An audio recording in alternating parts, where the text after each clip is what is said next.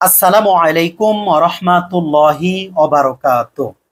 সম্মানিত ভাই বোন, গত পর্বে আমি আপনাদের সাথে কথা বলেছিলাম যে ব্যক্তি চুপ থাকে সে নাজাত পায়। আজ আমি তারই প্রেক্ষিতে একটু বিস্তারিত কথা বলার চেষ্টা করব। অপ্রয়োজনীয় কিছু বলার চেয়ে চুপ থাকাই হলো উত্তম। আমি আপনি চুপ থাকি তার মানে এটা নয় যে আমাদের মুখ আমরা বন্ধ করে রাখি। চুপ থাকাই মুখ বন্ধ করে রাখা এরকম কিন্তু নয়। এই চুপ থাকা মহান একটি ইবাদত এবং এই নিজের নফসকে নিয়ন্ত্রণ করার উত্তম একটি উপায়। চুপ থাকার মধ্যে অনেক উপকার আছে। এর মধ্যে সর্বপ্রথম 1 নাম্বার উপকার হলো নানান প্রকার পাপ থেকে নিজেকে বাঁচানো বাঁচানো যায়। আমরা যদি পাপ থেকে নিজেকে বাঁচাতে চাই তাহলে অবশ্যই আমাকে আপনাকে অপ্রয়োজনীয় কথা থেকে বাঁচাতে হবে। তার মানে আমরা নানাবিধ পাপ কাজ থেকে নিজেকে বাঁচাতে পারবো। এর মধ্যে একটি গুরুত্বপূর্ণ কথা, সেটা হলো আমাদের প্রিয় নবী হযরত মুহাম্মদ সাল্লাল্লাহু আলাইহি ওয়াসাল্লাম তিনি উত্তম একটি উপদেশ আমাদেরকে দিয়েছেন। তিনি বলেন, যে ব্যক্তি মহান আল্লাহকে বিশ্বাস করে, তার মানে যে ব্যক্তি মহান আল্লাহ এবং পরকালের প্রতি ঈমান রাখে, সে ব্যক্তি যেন এই মুখ দ্বারা উত্তম কথা বলে অথবা চুপ থাকে, নচেত চুপ থাকে। তার মানে আমি আপনি যখন কথা বলবো তখন এই মুখ দ্বারা উত্তম কথা বলতে হবে, তা না হলে আমাকে আপনাকে চুপ থাকতে হবে।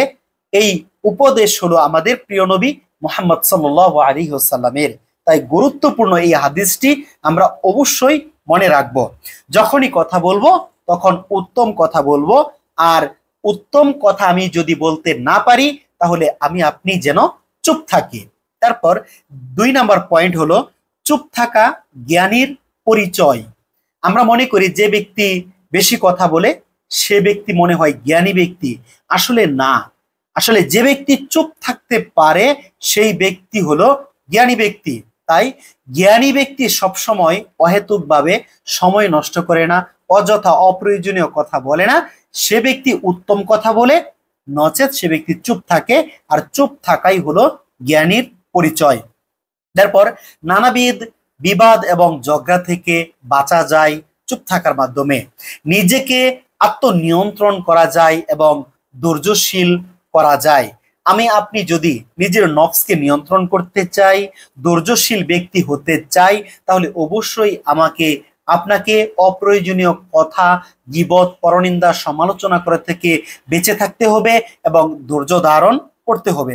তারপর চুপ থাকার আরেকটি উপকার হলো মহান আল্লাহ তাআলাকে সবচেয়ে বেশি পরিমাণে স্মরণ করা যায়, মনোযোগী হওয়া যায় মহান রবের ইবাদত করার ক্ষেত্রে। তারপর চুপ থাকতে পারলে মানসিকভাবে প্রশান্তি লাভ করা যায়, মানসিক শান্তি আসে চুপ থাকার মাধ্যমে। আমি আপনি যদি অহেতুক কথা বলি, অপ্রয়োজনীয় কথা বলি, মানুষ সম্পর্কে গীবত করি, পরনিন্দা করি, সমালোচনা করি, মানুষের সাথে যদি হাসি ঠাট্টা করি ইত্যাদি করার মাধ্যমে আমাদের অন্তর মরে যায়।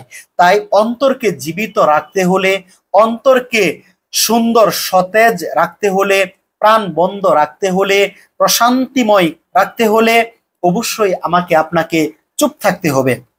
তারপর চুপ থাকলে রাগ কমে যায় এবং সম্পর্কগুলো ভালো হয়।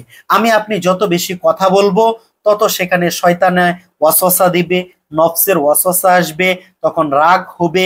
তারপর রাগ থেকে এক সময় সম্পর্ক নষ্ট হবে। তাই চুপ থাকার মধ্যেই রয়েছে এই রাগ কমানোর উত্তম উপায় এবং সম্পর্ক উন্নত করার উপায়। তারপর আমি আপনি যদি চুপ থাকি তাহলে সবচেয়ে উপকার আমার এবং আপনার হবে। তার মানে সময়ের যে একটা অপচয় তা অবশ্যই বন্ধ করা যাবে। আমি আপনি যদি বেশি কথা বলি তাহলে সময়ের অপচয় হবে।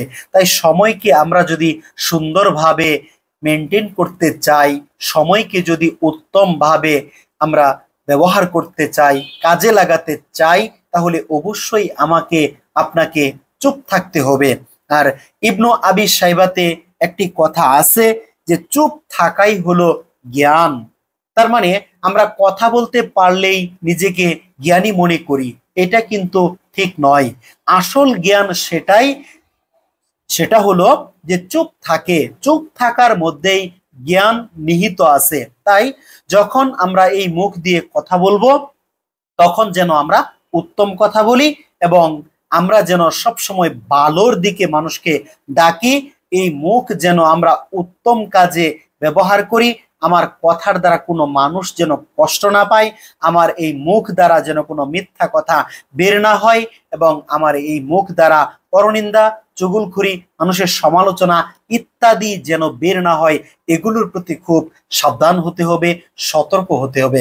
তাই সম্মানিত ভাই বোন, অবশ্যই আমাকে আপনাকে এইটাই মনে রাখতে হবে যে চুপ থাকাই হলো উত্তম, আর চুপ থাকাই হলো নাজাত পাওয়ার উত্তম মাধ্যম।